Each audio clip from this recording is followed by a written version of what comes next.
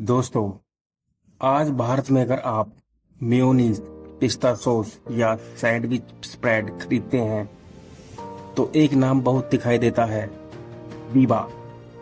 लेकिन क्या आप जानते हैं इस कंपनी की शुरुआत कैसे हुई? कैसे एक आदमी ने पहले अपनी कंपनी बेच दी और फिर दोबारा एक नई कंपनी बनाकर भारत का बड़ा फूड ब्रांड बना दिया, जो आज हर इंडियन हाउस होल्ड में ब्रांड के रूप में जाना जाता है। एक इंडियन कंपनी जो आज के समय में 1000 करोड़ से भी ज्यादा की हो गई है।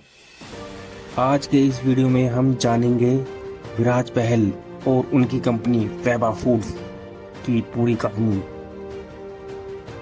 शुरुआती विराज बहल का परिवार पहले से ही फूड इंडस्ट्री में था। उनके पिता राजीव बहल ने एक कंपनी शुरू की जिसका नाम था फन फूड्स। यह कंपनी सॉस और मेयोनीज बनाती थी और भारत के कई बड़े रेस्टोरेंट को सप्लाई करती थी। धीरे धीरे फन फूड्स भारत की बड़ी फूड कंपनियों में शामिल। 2002 से जब विराज बहल ने एंटरप्रेन्योर के रूप में बिजनेस फन फूड को ज्वाइन किया। फन फूड उनका फैमिली बिजनेस था जो कि सॉसेज और कॉन्वेंट बनाता था। लगभग 6 साल तक उन्होंने इस बिजनेस को सक्सेसफुली तरीके से चलाया। राजीव बहल ने अपनी कंपनी फन फूड्स 2008 में जर्मनी की कंपनी डॉक्टर ओएटकर को लगभग 110 करोड़ में बेच दिया था। अब विस्तार से समझते हैं फन फूड्स कंपनी क्यों बेची। 2008 के समय भारत में प्रोसेस्ड फूड छोटा मार्केट और कंपनी को आगे बढ़ने के लिए बहुत इन्वेस्टमेंट की जरूरत थी। बेहतर टेक्नोलॉजी, बड़ा डिस्ट्रीब्यूशन नेटवर्क, मार्केट बजट। इतना बड़ा निवेश अकेले करना राजीव बहल के लिए बहुत मुश्किल हो रहा था। इसलिए उन्होंने किसी बड़ी अंतर्राष्ट्रीय कंपनी के साथ डील करना सबसे बेहतर समझा। फन फूड्स 1983 में शुरू हुई थी और 2008 तक इसका टर्नओवर लगभग 28 करोड़ था। जब डॉक्टर ओएटकर ने इसे 110 करोड़ में खरीदने का ऑफर दिया तो यह लगभग 4 गुना वैल्यू का था, जो एक बहुत अच्छा एग्जिट माना जाता है। इसलिए राजीव बहल ने इसे अच्छा मौका समझकर राजीव बहल ने खुद कहा था, उनका उद्देश्य था कि उनके बच्चों को वही संघर्ष ना करना पड़े जो उन्होंने किया था। इसलिए उन्होंने कंपनी बेचकर परिवार के लिए फाइनेंशियल सिक्योरिटी बनाना बेहतर समझा। डॉक्टर ओएटकर एक बहुत बड़ी कंपनी है जो 40 से ज्यादा देशों में काम करती है। कंपनी को इंटरनेशनल टेक्नोलॉजी मिली, प्रोडक्ट क्वालिटी इंप्रूव हुई, डिस्ट्रीब्यूशन पूरे भारत में बढ़ा, यानी कंपनी को तेजी से बढ़ने का मौका मिला। सेल के बाद क्या हुआ? राजीव बहल के बेटे विराज बहल इस फैसले से खुश नहीं थे। शुरुआती संघर्ष। विराज बहल ने 2009 में एक नए सेक्टर रेस्टोरेंट बिजनेस में कदम रखा। उन्होंने अपना खुद का 2009 में पॉकेटफुल नामक रेस्टोरेंट खोला, यह सोचकर कि वह अपने रेस्टोरेंट बिजनेस को भी बहुत बड़ा बनाएंगे।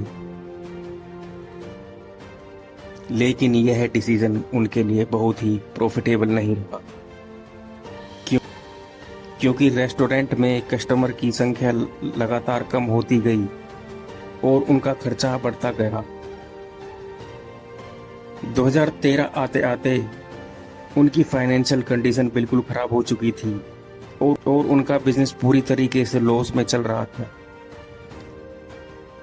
उसी दौरान उनकी जिंदगी में एक टफ डिसीजन लेने का टाइम आया, जिसने उनकी जिंदगी को पूरी तरीके से बदल कर रख दिया।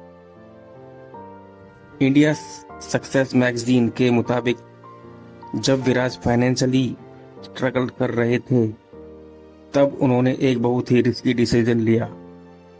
उनके पास जो उनका अपना घर था उसे बेच दिया और उस पैसे से दोबारा फूड प्रोसेसिंग बिजनेस शुरू किया।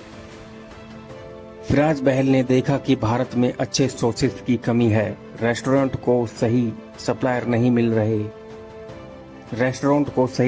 नहीं मिलते, ज्यादातर प्रोडक्ट विदेश से आते हैं। इसी समस्या को देखकर उन्होंने 2013 में एक नई कंपनी शुरू की, विभा की। विभा नाम उन्होंने अपनी मां विभा के नाम पर रखा है। विराज बहल ने अपना मैन्युफैक्चरिंग प्लांट निमराना, जो राजस्थान में है, से शुरू किया। B2B से रिटेल तक। B2B यानी बिजनेस टू बिजनेस। शुरुआत में कंपनी ने रेस्टोरेंट को सॉस सप्लाई करना शुरू किया। उनका सबसे पहला कस्टमर डोमिनोज बना, जिन्होंने उनसे 70 टन सॉस ऑर्डर किया। यह ऑर्डर उनकी सबसे पहली और सबसे बड़ी अचीवमेंट थी। विभा केवल बड़े रेस्टोरेंट जैसे डोमिनोज, KFC, पिज्जा हट, स्टारबक्स की थी सॉस और डिप सप्लाई करती थी, जिससे विभा ने अपनी रिच को और भी ज्यादा एक्सपेंड किया और होटल्स और कैफेज में भी उनका नाम फेमस हो गया। 2015 तक विभा प्रोडक्ट्स का नाम लोगों की नजरों में आने लगा था। साल 2015 में कंपनी ने आम ग्राहकों के लिए रिटेल मार्केट में कदम रखा। आज इनका 90% से ज्यादा रेवेन्यू रिटेल। विभा ने भारतीय स्वाद में देसी तड़का और क्वालिटी पर ध्यान दिया। साथ ही उन्होंने अपने प्रोडक्ट्स को लो फैट और नो आर्टिफिशियल फ्लेवर जैसे टैग्स के। आज विभा 1000 करोड़ रुपए से अधिक की कंपनी बन चुकी है। विराज बहल की शुरुआत के पीछे मुख्य कारण बाजार में हाई क्वालिटी सॉस और डिप्स की कमी। संस्थापक विजय बहल ने इसे एक मार्केट गैप के रूप में पहचाना। उस समय भारत में मौजूद सॉस में प्रिजर्वेटिव और आर्टिफिशियल फ्लेवर बहुत ज्यादा थे। विराज एक ऐसा ब्रांड बनाना चाहते थे जो हेल्दी और वर्ल्ड क्लास क्वालिटी का हो। विभा ने सिर्फ नेशनल मार्केट में नहीं बल्कि इंटरनेशनल मार्केट में भी अपना नाम बनाया। आज के समय में ऑस्ट्रेलिया, सिंगापुर, चाइना और USA जैसे देशों में भी अपने प्रोडक्ट एक्सपोर्ट की। विभा आज भारत के 100 से ज्यादा रेस्टोरेंट्स को सप्लाई करती है और भारत में तेजी से बढ़ते हुए फूड ब्रांड्स में से एक बन चुकी है। तो दोस्तों, यह थी विभा की कहानी। आदमी जिसने अपनी पहली कंपनी बेच दी लेकिन हार नहीं मानी और फिर एक नई कंपनी बनाकर भारत का बड़ा ब्रांड बना दिया।